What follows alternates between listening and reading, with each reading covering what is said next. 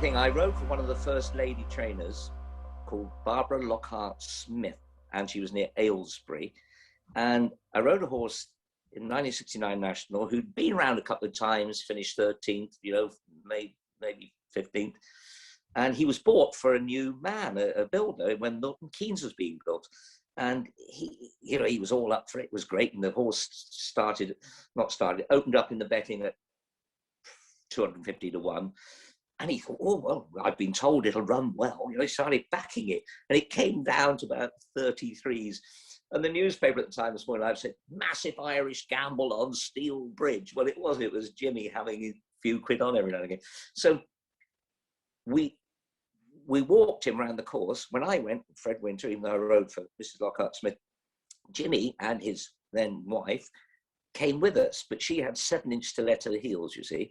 So she got off the tarmac road on the inside to look at the first fence and sank, broke her heel. So we put her back on the road and a passing policeman took her off. But the stories got worse and worse as we went round from Fred Winter about breaking legs and horses sitting on you and all these sort of things. And Jimmy, who'd bought the horse and been backing it for months, was sick when we got to the landing side of Beechsbrook. He was sick, physically, because he thought, oh my God, what, it isn't such a good bet after all, and how will he get over this? So Jimmy was sick and he was carted off with a policeman and away we went. It's a great excitement. I did have a runner once that I bred and he fell at Beach a second time. Very exciting. I mean, I've been second twice. I only rode in 6, got round in 3. So it's been eating me ever since, and of course my ex-wife won it twice, would have won it 3 times if the void race had been not void. And then Garrison Savannah was second 18 years after I was second. So, there'd been a lot of involvement, not from me, but, seeing people, Mark, my son, was so proud when he rode there. So all I want to do is win that race. Well, how can I do it as an owner? But now, too old to work, it won't happen. It won't happen. Although I buy horses for 3 Americans, including Charlie Fenwick, who rode the winner, an American who rode the winner in 1980, Ben Nevis. And, we've got half an eye on getting one to go there. So that's all that can keep me alive now. Well, if you could pick any horse to run in this year's National of your choosing, who would it be? 2, because you never know what's going to go. Cloth Cap of John Joe Neal's Trevor Hemmings, and Kimberlite Candy of Tom Lace's. But Hannah, you look at that field, you're gonna find a 40 you fancy 20. If Tiger Roll hadn't been pulled out, do you think he could have won it again? I think it's doubtful because his form generally has really dissipated, hasn't it? He's not shown any spark. The other day when he ran, he was on the bridle for 1.5 miles because it was a steady run race. The moment they quickened, went backwards. No, and funny enough, I agree with Michael O'Leary about his weight should have come down because his form has come down. He's not the horse he was when he won those 2 races, the 2 Nationals. And then how exciting is that? Little horse, Arab bred, throw out, it never ran for them. It went to the sales. Nigel Hawke paid 10 grand for it, ran it in a bumper at Market Raisin and sold it to the O'Learys for 80 grand. Looked a good move. And then the horse has 4 wins at Cheltenham, 4 consecutive years, and wins 2 Nationals. I mean, like Red Rum, Red Rum was bred to be a sprinter and wins 3 Nationals. Breeding is only the first thing you look at. Then there's all sorts of other things come to play, don't they? So the answer is, I think he should have been lowered in the weights, not to keep Michael O'Leary happy, but because his form had deteriorated so much. But it's not to be, and so there'll be plenty of other fairy stories to come out. Just going back to Red Rum, how big was he? Not big. Stocky, very, very stocky. He'd be, I suppose, just touching 16 hands, I suppose. And I rode him. I did a lot of riding for the BBC stunting after I retired. And I rode him round, not over the fences. He wouldn't, do you know, Red Rum wouldn't jump an obstacle at home. Only jumped on the race course. You know, he'd refuse. And so Ginger said, look, you can ride him, and we'll have 2 lead horses. You go around the mile-made course, but on the flat. But he said, really watch him on the bend. He's such an old pro that he'll go in on the bend and try and push him out the way. And he said, look, if he gets struck into, because he was still running then, you see. Yeah. He said, you just be very, very careful. And Ginger is, before your time, was very bold as brass and would say things, especially to a pretty girl like you know, just to make you embarrassed, you know, and see what your reaction was. I mean, when Carrie Ford rode in it and she had a chance, she'd won the Fox Hunter, Ginger said to the press, well, she's only a broodmare. I mean, how could Carrie? She's only a woman. She's a broodmare. She can't win it. Well, wow. Didn't everyone have a field day over that? Anyway, Ginger legged me up on Red Rum, you see. Excuse me. He said, well, Richard, you've seen what he looks like from his backside when he passed you, when he beat you in the National. Now you can look between his ears. I mean, a marvellous thing. Go and enjoy yourself. Yeah. It was great. So then after your riding career, you went to the BBC? Was it BBC? Yeah. Yeah. What was that like? Did you find the transition easy, or? I did, because I was always chatty. While I was riding, ITV were covering it then. If they had a slot to fill, they'd yank me out and I'd talk away for ages. So, no, I didn't. The only thing is, things that change, you're given no training. So I was a jockey, uneducated jockey, hadn't read a newspaper for 15 years, only the racing page. And there you are with a microphone talking. My job was to talk about horses going in the paddock. In those days, you had about 10 minutes in the paddock, you know. It was great. And listening to a producer in your ear through an earpiece while you're talking, very off-putting, you see. So you've got to keep going. And I'm going to say a slightly rude word, but it was true, so I will say it. 3 days, my third day, I'm doing my paddock, and the producer said in my ear, Richard, we just spotted a Greek shipping magnate, Nubar Gulbenkian. Talk about him. Well, how would I know about him? I don't know anything about shipping or Greek shipping magnates, you know. So and they said, but keep talking about the horse and we'll get him, you see. And then when we get him, talk about him. So I'm practicing in my head, Nubar Gulbenkian, the shipping magnate, you know, and I'm trying to get it right while I'm talking, you see. And they said, we've got him. He's by the paddock. So they homed in on him. I said, oh, now this is very interesting, ladies and gentlemen. There's Nubar Gulbenkian. I was quite pleased I'd got it out. I said, he's the one shitting on his shooting stick. I mean, I was called in to headquarters the next day and told, I'd never been up there before or since, that I was the most insignificant of all 26,000 employees. And if I couldn't stop stable language, I'd be out of a job. But it was just something, you know, I didn't have any teeth then, they were wobbling, you know, and the whole thing was just crazy. Gosh, what a tongue twister. But you see how things changed. Gary Lineker's had a great career. He did 6 months training with them, doing a mock-up match of the day every week for 6 months.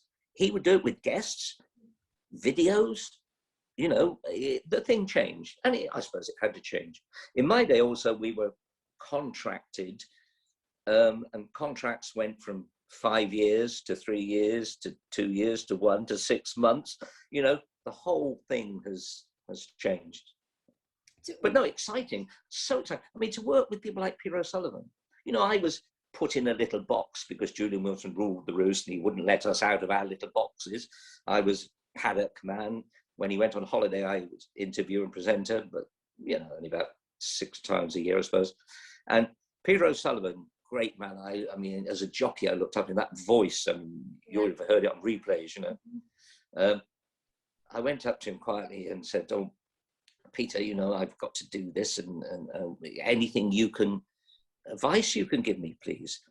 He said, yes, Richard, talk rubbish, keep talking rubbish like you did as a jockey, you'll be fine. Great. That was my only training. Well, that was good. Well, I was going to ask, how do you think the coverage for racing has changed? Oh, enormously. Now, Hannah, we had no access. It was run by military people. We had no access anywhere. Weren't allowed to do anything. We had 10 years of a static camera in the changing room. It couldn't move, so we could occasionally, if we saw a picture, the producer would press a button and you'd say, oh, look, there's Steve Smith-Eccles, you know, he's got 10 stone 4, he's looking nervous, or well, he wouldn't, but that sort of thing. Now they have access everywhere. And what changed it was the Grand National that was voided because, or was it the one that was the bomb scare? Oh, yes, anyway, it was the void one. I'd done my bit in the paddock, you know, got parade, the races started, so I loosened my tie, sat back in my chair, thought, oh, I'm going to enjoy this. And then all mayhem's going on, you know, 2 false starts, runners going round, people trying to stop them jumping the chair, and the jockeys thought there were cones across there, and Roger Farron, one of the officials there, was saying, stop, stop, stop. And they all thought they were antis, protesters. So he just went between the cones over the top of Roger Farron and completed one circuit. So the producer shouted in my ear, Pitman, get off your backside and get down there and find out what can happen. And I ran out of, I was on a scaffolding thing in a little hut way over the old paddock. I ran out of there, you see, grabbing my overcoat, slipped up on the scaffolding planks. I'm now winded. You know, I'm going, ugh! But we all had what they call floor managers. Every presenter had a floor manager. Excuse me. So my guy picked me up by my shirt, holding my jacket, you see, my coat, and he's pushed me through the crowd. I mean, I'm as far away from the start as you could be. And he's pushing people out of the way. So bad. And I'm going, oh! And by the time we got there, the big press circle around Keith Brown, the starter, but BBC, we paid for rights. He just shouted, BBC, BBC, pushed everyone out of the way and plonked me down there, you see, by which time I could talk. Yep. And I said, Keith, can you tell us, BBC Live, we're live to Hong Kong. They're waiting to know what can happen because we were part of their program. America, Australia, what can happen? He said, I can tell you exactly. Any horse that has fallen or any horse that has completed one circuit cannot run if we rerun the race later. So great news. I've got the news. I was in there. And I thought I'd done a good job and we've eased out of this. Oh, incidentally, while I was having the interview, a fist came through the picture and just landed short of Keith Brown, the starter's chin. And it was John Upson who trained the favourite Zeta's lad, I think. And he said, the next time I see you, it'll be in court. It was quite dramatic, good television. So anyway, I thought I'd done a good job. Off I go. End of the day for me. And as I'm walking back, the producer said, Pitman, that was good, but find a steward now. So then they were in a porter cabin, 4 ladders high, you know, one ladder up to one level, up another, 4 ladders up really high in this porter cabin. And at the bottom was a guard with a big Busby hat and a feather and a sword, you know. Said, you can't come here, son, you can't come here. The stewards are up there. I said, and I'm very wet, but anyway, I had to do it. So I said, I'm sorry, the stewards have actually asked for us, the BBC, to go up to explain. Oh, in that case, off you go, you see. So we climbed the ladder, cameraman with a camera on, sound man, me. And I knocked on the door of the porter cabin, and out came the then stipendiary steward, Patrick Hibbert Foy, with a hyphen. Little tiny chap. And he said, yes, Pitman, what do you want? I said, oh, I've been sent along, this is live, all around the world, been sent along to find out what can happen, Patrick. And he said, there are 60,000 people here on the race course, and they will be informed before you're told what's happening. Goodbye, shut the door. Well, I mean, how wrong was that? We had 600 million people watching it. I mean, it was just so crass. Well, ever after that, BBC and Aintree had meetings. What can we do in different circumstances? What can we do to encompass everyone? And that's when it all started to change. And I think now, I mean, you know, the little cameras now everywhere, cameras and helmets are only like your little finger. And Luke Harvey in the starting stalls, you know, jumping out. And everywhere you think they have access now. And it's brilliant because racing, BHA could see, we need to put ourselves out to the wider public, see what's happening. And I think they do. I love them. You're gonna like some people, you're gonna hate them. You know, you can't like them all, but they all have their own way of doing things. I think it's a fantastic team. Really enjoy it. I used to, at Aintree, Grand National, be given a camera and sent off, and they'd say what they call colour, get some colour, you know, go and find whatever's different, like you're saying. And I went to the entrance where they're streaming in, you know, 30 wide, looks like a football match. And two Liverpudlian girls, because, you know, on the Friday, they all dress up and go to the tan shops, you know, and have high heels and hardly any dresses. And I saw these two very attractive girls, and I went up and I said, "Oh, girls, BBC, oh, yes, love to, you see."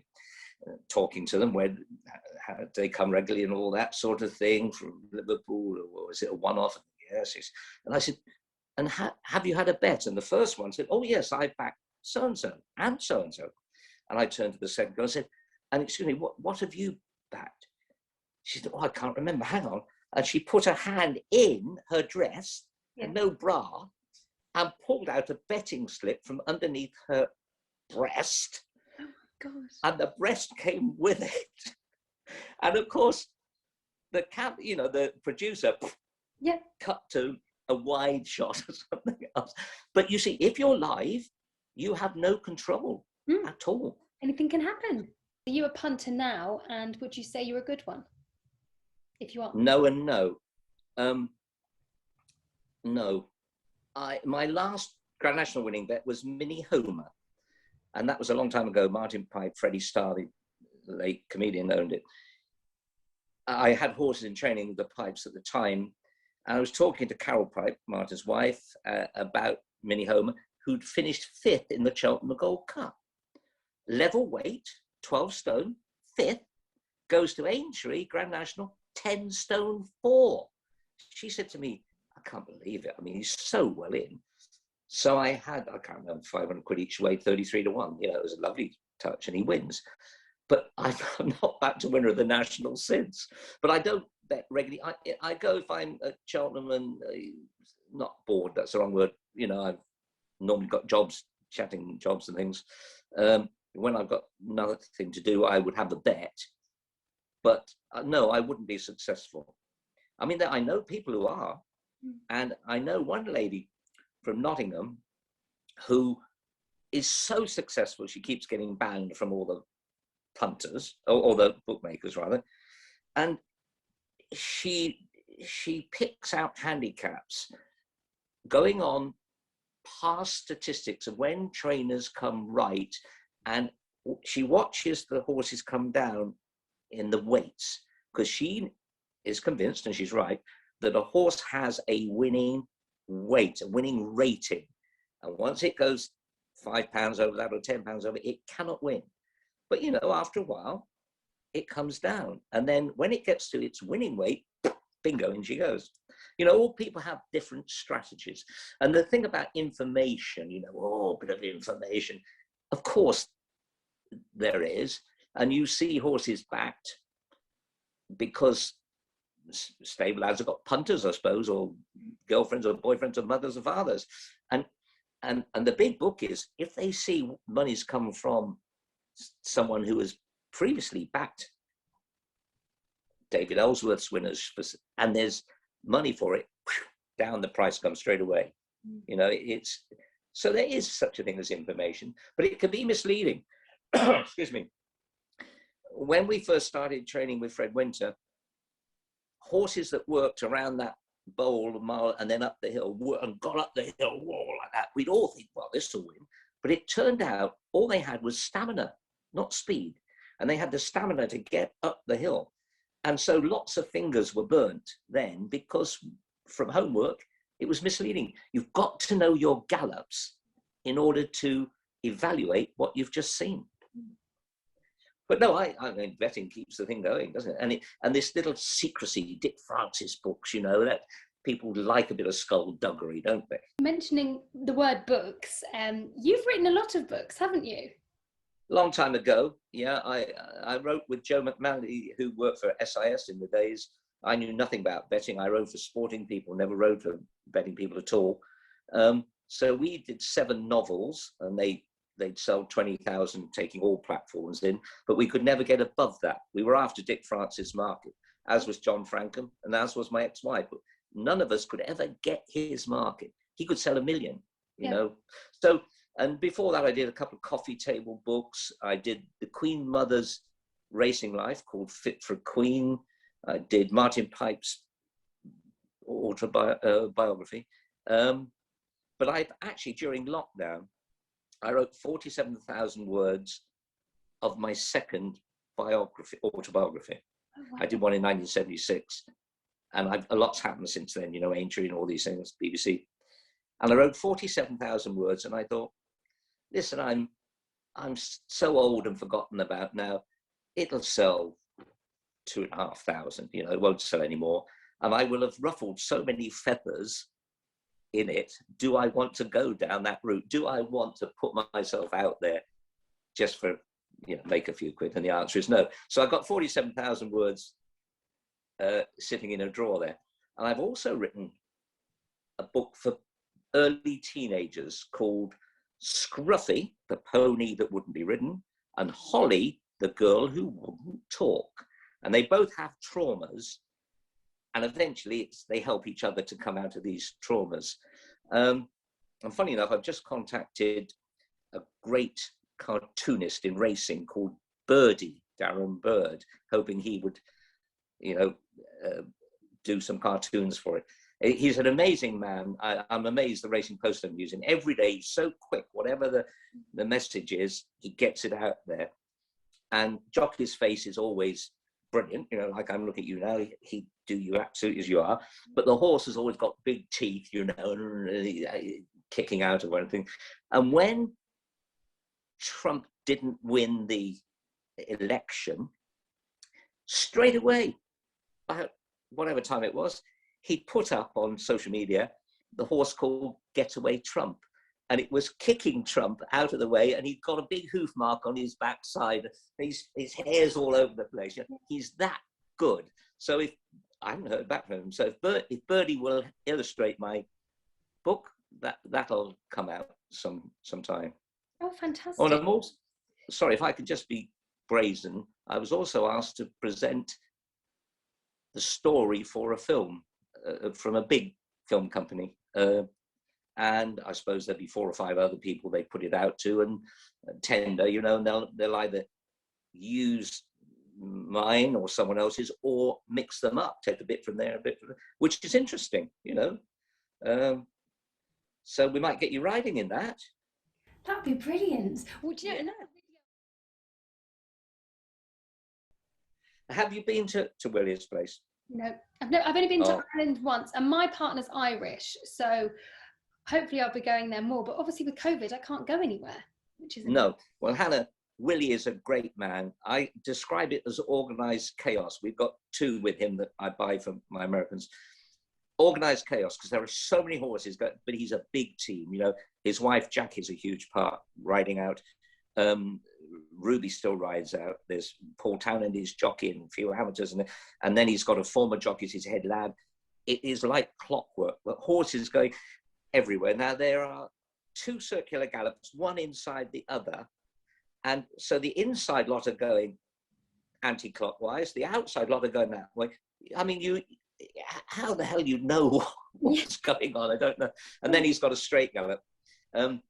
But the way he thinks, I love the way he thinks. He's a brilliant man. Coming away from seeing some horses work, I saw a plantation of small saplings, 200 of them. I said, Willie, well, you're putting a windbreak up, are you? Oh, no. He said, that's my pension. They're oak trees. And he said, I've injected them with truffle sperm, so they will grow truffles. Now, truffles are like gold. Yeah. You know, in the dogs find them in France, and they sell in restaurants. They scrape them, truffles, and they're like gold. He's got 200 trees that will grow there with truffles under them. Isn't that amazing? Well, there's a man training 300 horses, and he's thinking about his pension with truffles. That's a good idea. Wow. Perhaps I'll have to do that. No, it does sound amazing. I was just trying to picture an inward circle and an outward circle. How does he manage to keep an eye on them all? God knows. I mean, his father trained on this one little circle all his life and trained classic winner, Gold Cup, champion hurdle, everything. They've evolved how they train. He trains on very deep wood chip. Oh, yeah. And when they're renewing it, they don't go along with a lorry and drop a whole load of shavings. They scrape the old shavings to one side, put the new shavings on the bottom, and then cover them with the old shavings, because new shavings would slip, you know, give horses problems. Yeah. So they mulch them down, you know. I mean, there's nothing. And another thing about, very important, you hear yards, the whole thing about winners is the health of the yard. You know, we see the poor Colin Tizard's had a terrible year, you know, something wrong there. 5-8 years ago, John Joe Neal couldn't get a win. It happens to everyone. Yeah. It's either contaminated feed, hay.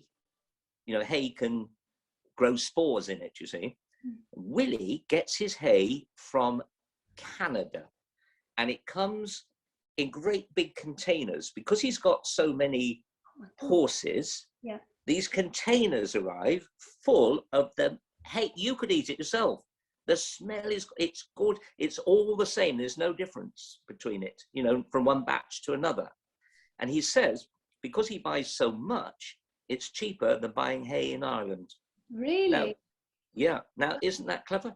Yeah, that is. So he's got like... He's ensuring conformity.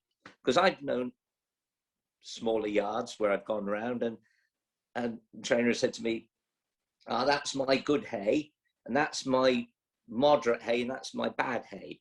So if a horse has got a leg or something, it gets the bad hay, you know. That's economics, I suppose. Okay. Anyway, wish you luck. Thank you. Well, hopefully I'll see you in the future at some point. Yeah. And if you want any, you know, if anything comes in your mind about anything else racing-wise, message me or something. I might be helpful, I might not. I don't know. Thank you so much. Okay. Thank you. All right. Well, have the rest of your day. Bye. Bye. Bye.